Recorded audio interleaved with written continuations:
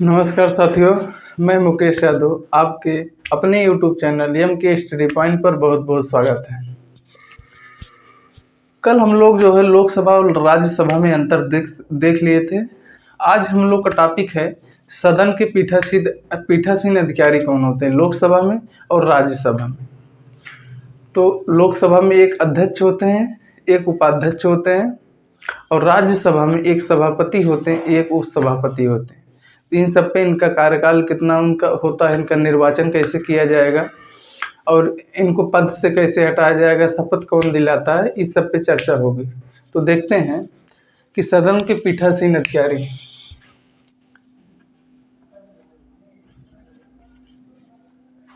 सदन के पीठासीन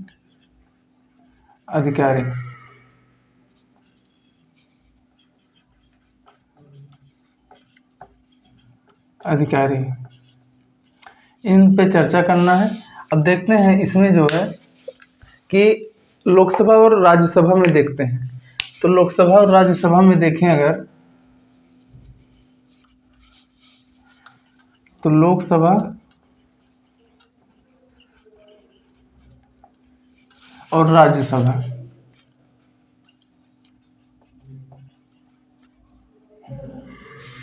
तो लोकसभा में देखते हैं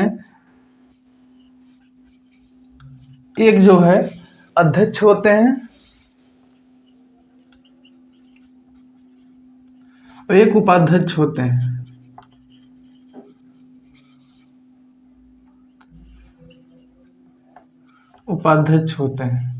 और अगर राज्यसभा में वही देखें तो राज्यसभा में जो है एक सभापति होते हैं, एक उपसभापति होते हैं।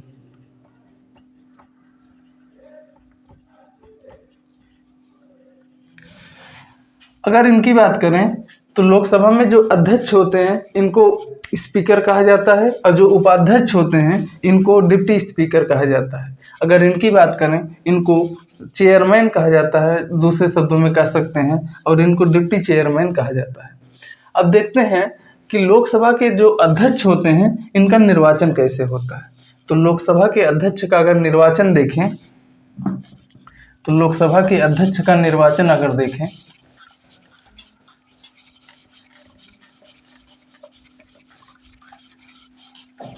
कि लोकसभा के अध्यक्ष का निर्वाचन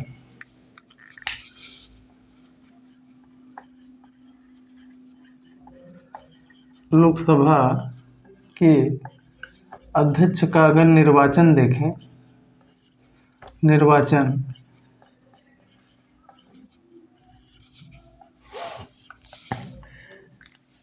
देखिए लोकसभा के जो अध्यक्ष का निर्वाचन होता है वो लोकसभा के गठन के पश्चात सदन के कुल सदस्यों के बीच किसी एक सदस्य को लोकसभा का अध्यक्ष चयनित किया जाता है। यहाँ क्वेश्चन इस तरीके से पूछता है कि क्या लोकसभा का निर्वाचन होता है प्रत्यक्ष रूप से या अप्रत्यक्ष रूप से, या मनोनयन किया जाता है। तो लोकसभा का ना तो प्रत्यक्ष ना तो अप्रत्यक्ष रूप से निर्वाचन होता है, ना तो मनोनयन किया जाता है, बल्कि उन्हीं सदस्यों के बीच से लोकसभा के अध्यक्ष का चयन किया जाता है। तो इस पे देख सकते हैं लोकसभा के अगर अध्यक्ष की निर्वाचन देखें तो लोकसभा के गठन के पश्चात लोकसभा के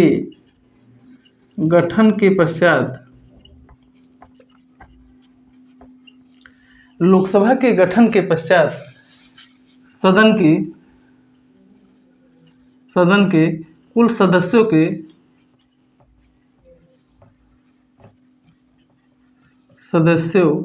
के बीच से एक सदस्य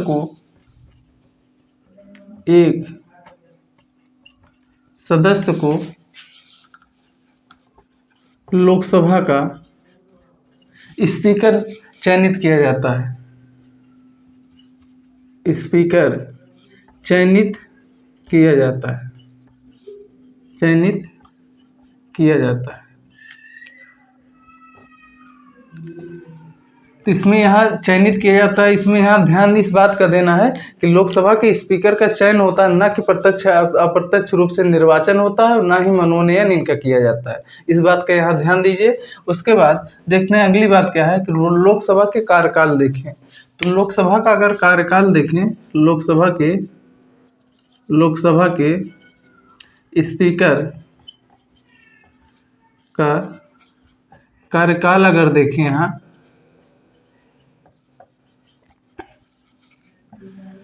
तो देखिए लोकसभा के स्पीकर का कार्यकाल तो सामान्यतः 5 वर्ष का होता है, लेकिन कुछ परिस्थितियों में 5 वर्ष से पहले भी वो अपने पद से मुक्त हो सकते हैं। और वो कौन कौन सी शर्त हैं जिन परिस्थितियों में पद खाली हो सकता है, तो देखते हैं पहला पद क्या हो सकता है कि लोकसभा के जो अध्यक्ष होते हैं उपाध्यक्ष को अपना त्यागपत्र दे दें।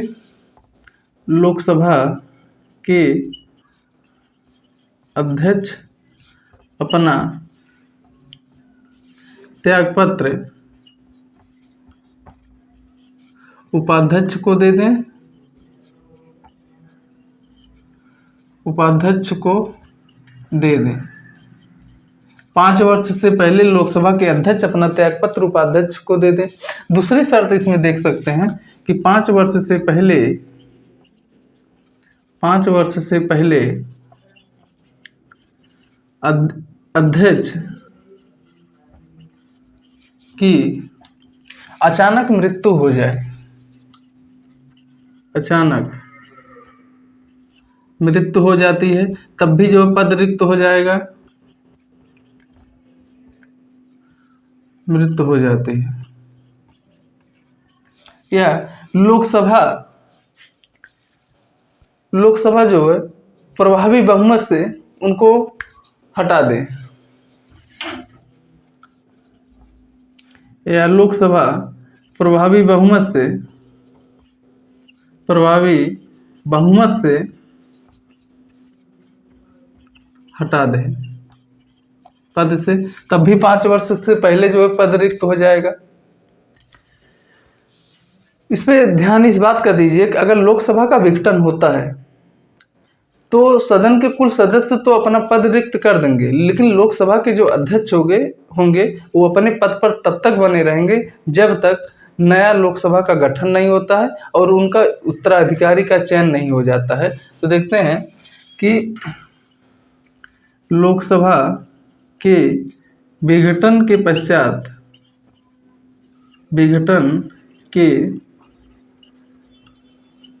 पश्चात सदन के कुल सदस्य अपना पद रिक्त कर देंगे, अपना पद रिक्त कर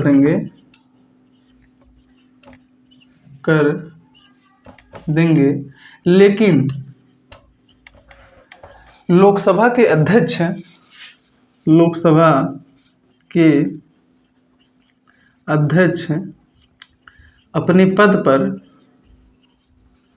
अपने पद पर तब तक बने रहेंगे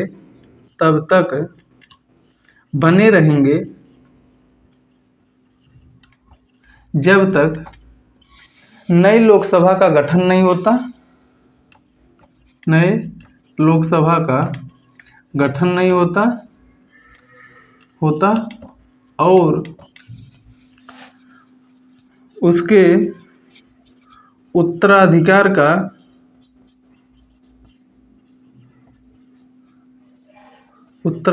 का चयन नहीं होता है, चयन नहीं होता है। तो ये जो है आपका लोकसभा के स्पीकर का कार्यकाल के बारे में मुख्य बातें थी। देख लेते हैं कि क्या है कि लोकसभा के अगर अध्यक्ष का निर्वाचन देखें तो लोकसभा के अध्यक्ष का गठन के पश्चात सदन के कुल सदस्यों के बीच किसी एक सदस्य को लोकसभा का स्पीकर नियुक्त किया जाता है। ये जो है इनके निर्वाचन की बात थी।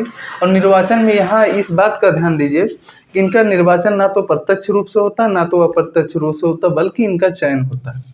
अगर लोकसभा का कार्यकाल की बात करें तो इनका सामान्यतः तो कार्यकाल अगर इनका देखें तो सामान्यतः कार्यकाल इनका 5 वर्ष का होता है। सामान्यतः कार्यकाल 5 वर्ष का होता है, लेकिन 5 वर्ष से पहले भी पद खाली हो सकता है। उसके बाद देखें, अध्यक्ष अपना त्याग पत्र उपाध्यक्ष को दे दें तब भी 5 वर्ष से पहले पद खाली हो जाएगा। दूसरी बात देखें, 5 वर्ष से पहले अध्यक्ष की अचानक मृत्यु हो जाती है तो भी 5 वर्ष से पहले पद खाली हो जाएगा। उसके बाद अगर 5 वर्ष से पहले लोकसभा प्रभावी बहुमत से हटा दे तब भी 5 वर्ष से पहले जो पद खाली हो जाएगा।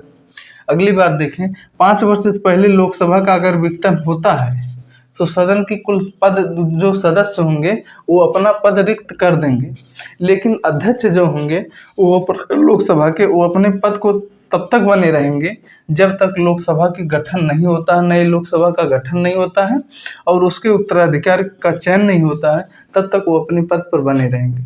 अब देखते हैं कि लोकसभा के अध्यक्ष को शपथ कौन दिलाता है। तो लोकसभा के अध्यक्ष का शपथ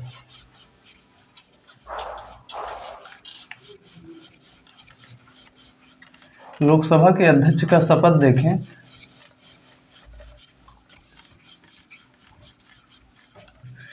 तो लोकसभा के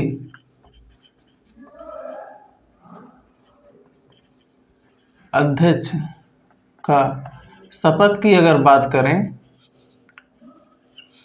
तो लोकसभा के अध्यक्ष की अगर शपथ की बात करें तो लोकसभा के अध्यक्ष का शपथ नहीं दिलाया जाता है, क्योंकि वह लोकसभा के सदस्य के रूप में पहले शपथ ले चुके होते हैं। तो यहाँ लिख सकते हैं कि लोकसभा के अध्यक्ष का कोई शपथ नहीं होता है, कोई शपथ नहीं होता है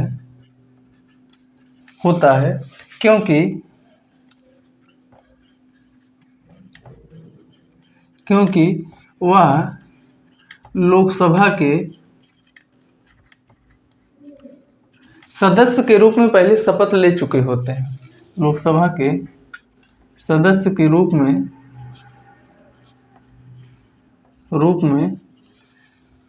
पहले शपथ ले चुके होते हैं। ये जो है लोकसभा के अध्यक्ष के शपथ के बारे में अगर बात करें तो इसमें एक बिंदु ये आए कि लोकसभा के अध्यक्ष का कोई शपथ नहीं होता है, क्योंकि यह लोकसभा के सदस्य के रूप में पहले शपथ ले चुके होते हैं, तो इसलिए इनका अध्यक्ष के रूप में शपथ लेना जरूरी नहीं है। अब बात देखते हैं कि लोकसभा के अध्यक्ष को अगर पद से हटाने की प्रक्रिया क्या क्या है। तो लोकसभा के अध्यक्ष को हटाने की प्रक्रिया की बात अगर करें तो देखिए, लोकसभा के अध्यक्ष को पद से हटाने की प्रक्रिया की अगर बात करते हैं तो लोकसभा के अध्यक्ष को हटाने की प्रक्रिया में क्या होता है कि लोकसभा में एक प्रस्ताव लाया जाता है, लेकिन उस प्रस्ताव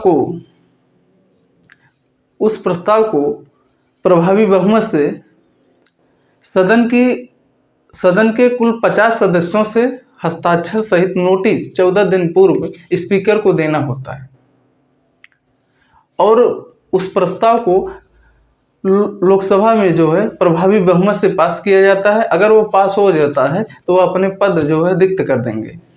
तो देखते हैं कि सदन में लोकसभा में एक प्रस्ताव लाया जाता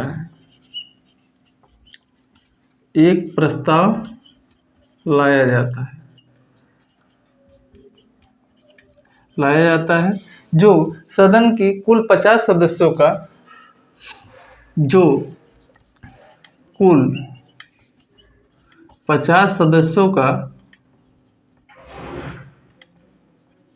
सदस्यों का हस्ताक्षर सहित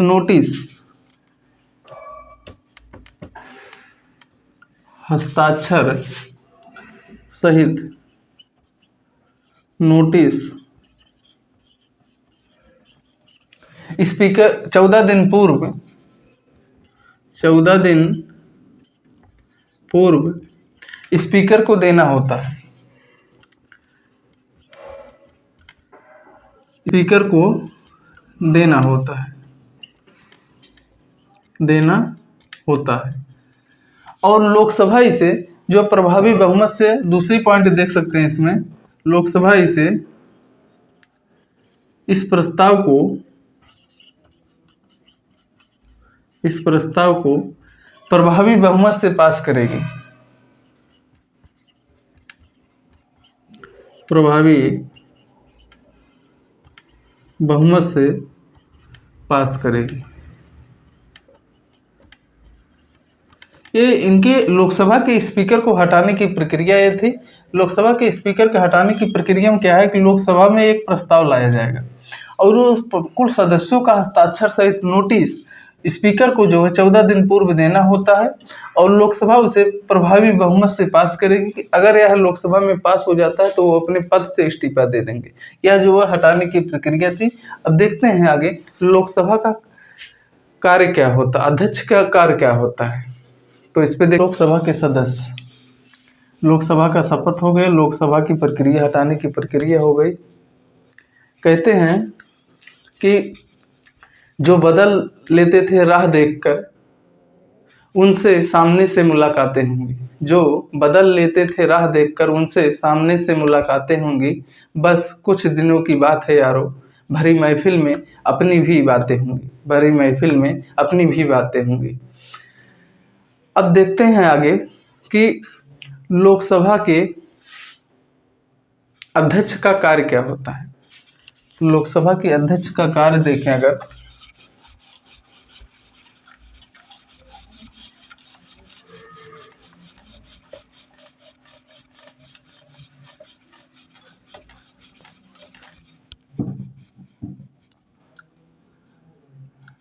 लोकसभा के अध्यक्ष का कार्य, अगर कार्य में देखें तो पहली बात देख सकते हैं इसको कि लोकसभा के दो अध्यक्ष होते हैं, लोकसभा की कार्यवाहियों का संचालन करते हैं। स्पीकर लोकसभा के कार्यवाहियों का संचालन करते हैं, लोकसभा में कार्यवाहियों का संचालन करते हैं, संचालन करते हैं। दूसरी बात इसमें देख सकते हैं, लोकसभा में किसी भी व्यक्ति को बोलने की अनुमति और बैठने का आदेश देते हैं। लोकसभा में स्पीकर किसी व्यक्ति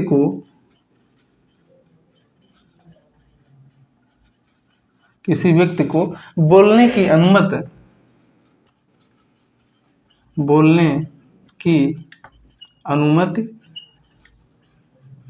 और बैठने का आदेश देते हैं, बैठने का आदेश देते हैं। ये जो स्पीकर का काम है, आदेश देते हैं। अगर अगली बात देखें इसमें तो स्पीकर का यह भी काम है कि कौन व्यक्ति कितना देर बोलेगा, कब बोलेगा, ये जो है निर्देश देने का काम भी स्पीकर होता है, स्पीकर का ही होता है। स्पीकर ही कौन व्यक्ति कितना देर बोलेगा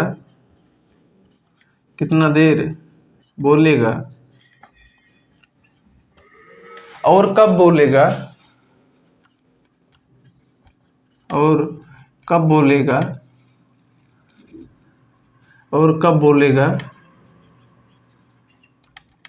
यह भी स्पीकर का काम होता है। अगली बात देखें कि कोई प्रस्ताव अगर लोकसभा में आता है तो वह प्रस्ताव कोई विधेयक अगर आता है तो या इस पे देख सकते हैं कि कोई अगर प्रस्ताव लोकसभा में आता है तो उस पर अंतिम निर्णय भी लोकसभा के अध्यक्ष का ही होता है। लोकसभा में कोई प्रस्ताव, लोकसभा में किसी प्रस्ताव पर अंतिम निर्णय भी स्पीकर का होता है। अंतिम निर्णय भी स्पीकर का होता है, स्पीकर का होता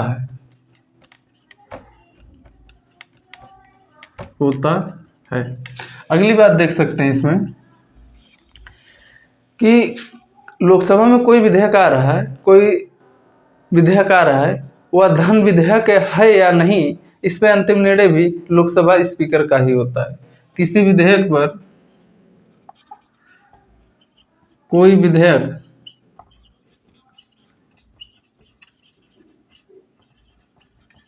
धन विधेयक है या नहीं, धन विधेयक है या नहीं, इस पर अंतिम निर्णय भी लोकसभा के स्पीकर का होता है। इस पर अंतिम निर्णय स्पीकर का होता है, स्पीकर का होता है। अगली बात देख सकते हैं इसमें कि लोकसभा के जो स्पीकर होते हैं ये अपना मत पहले नहीं देते हैं। अगर मतों की संख्या बराबर हो जाती है तब ये अपना निर्णायक मत दे सकते हैं या देते हैं। तो लोकसभा के जो स्पीकर होते हैं, लोकसभा के स्पीकर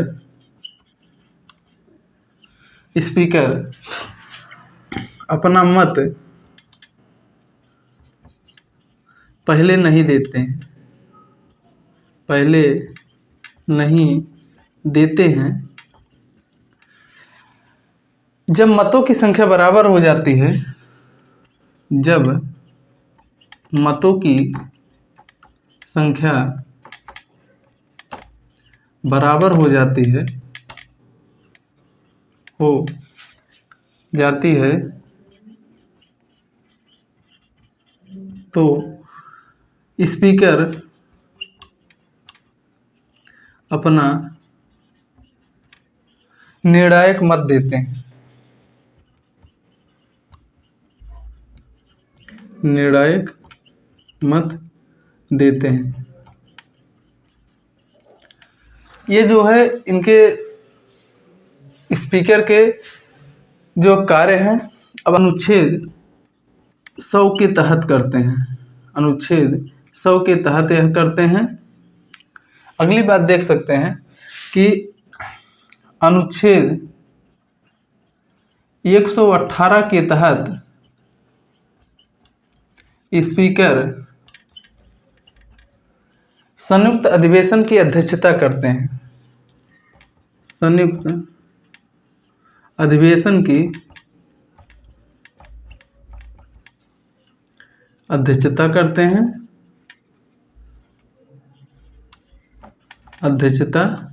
हैं। यह इनका कार्य है। अब एक बात और इसमें देख सकते हैं कि अगर गणपूर्ति के अभाव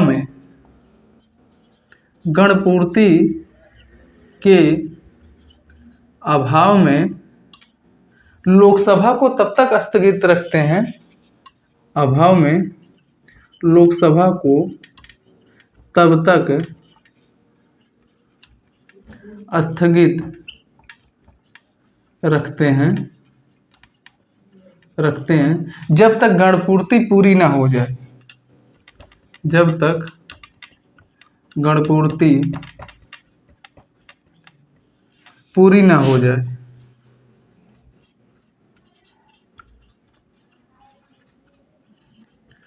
ये इतना कार्य जो लोकसभा के अध्यक्ष का कार्य होता है। पहला देख सकते हैं क्या, यह लोकसभा के कार्यवाहियों का संचालन करते हैं।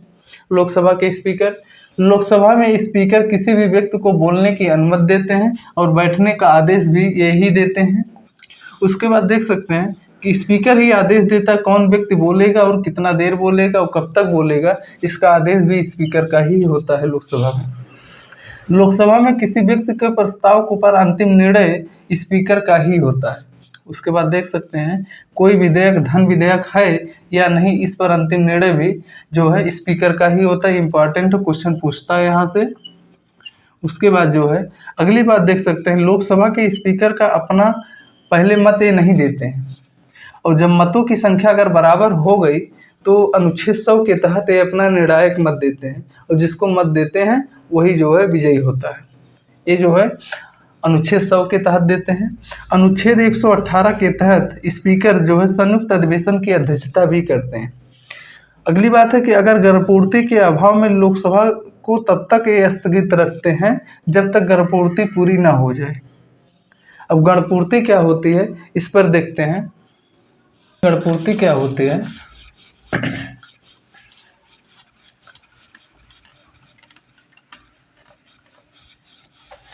तो गर्भपूर्ति जो है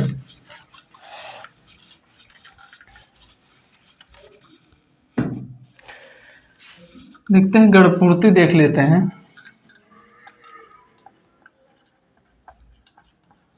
गर्भपूर्ति अगर देखें तो किसी भी सदन की वह न्यूनतम संख्या जो सदन की बैठक के लिए आवश्यक होती है, सदन किसी भी सदन की वह न्यूनतम संख्या जो सदन की बैठक के लिए आवश्यक होती है संचालित करने के लिए, उसे जो गर्भपूर्ति कहा जाता है। तो देखते हैं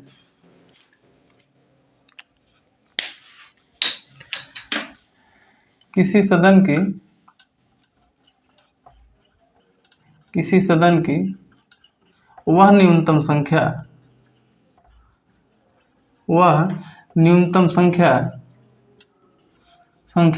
जो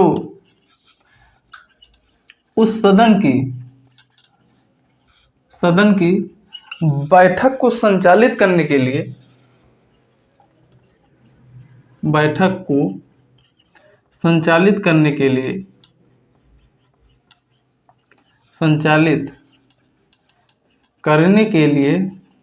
आवश्यक होती है उसे गर्भपूर्ति या कोरम कहा जाता है। उसे गर्भपूर्ति या दूसरे नाम से एग्जाम में पूछता कोरम, तो गर्भपूर्ति या कोरम कहा जाता है। कोरम कहा जाता है। अगली बात अगर इसमें देखें कि लोकसभा में यह संख्या सदन की कुल संख्या का 1/10 होता है। सदन की कुल संख्या का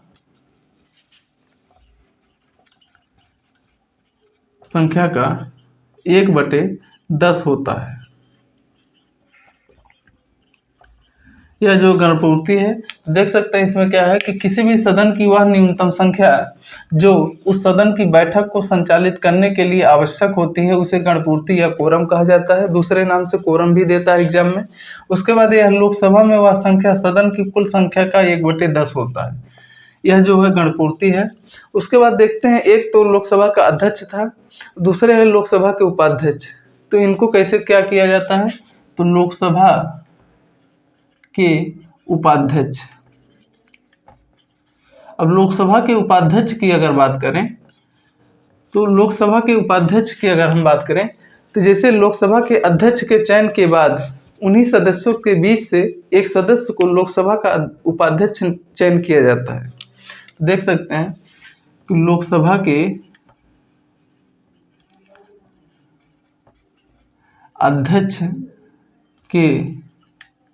अध्यक्ष का चयन के पश्चात उन्हीं सदस्यों के बीच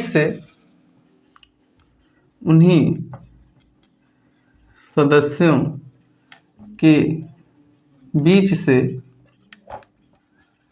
लोकसभा के उपाध्यक्ष का चयन किया जाता है। लोकसभा के उपाध्यक्ष का चयन किया जाता है, चयन किया जाता है। इनका बस एक कार्य अगर देख सकते हैं कि लोकसभा के अध्यक्ष के अनुपस्थिति में लोकसभा के अध्यक्ष के कार्य को संचालन करना। लोकसभा के स्पीकर की अनुपस्थिति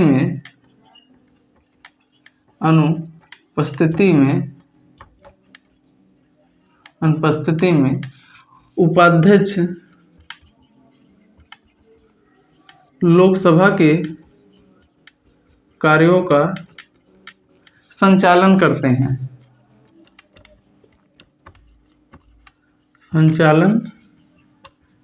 हैं, यह जो है लोकसभा के उपाध्यक्ष की बातें थी।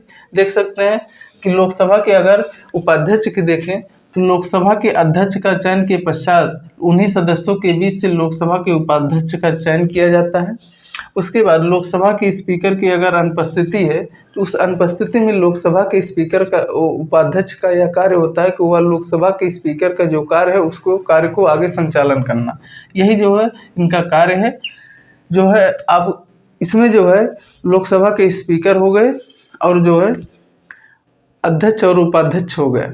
अब कल देखते हैं राज्यसभा के चेयरमैन और डिप्टी चेयरमैन का क्या काम है, इनकी नियुक्ति कैसे की जाती है, इस सब पे चर्चा होती है।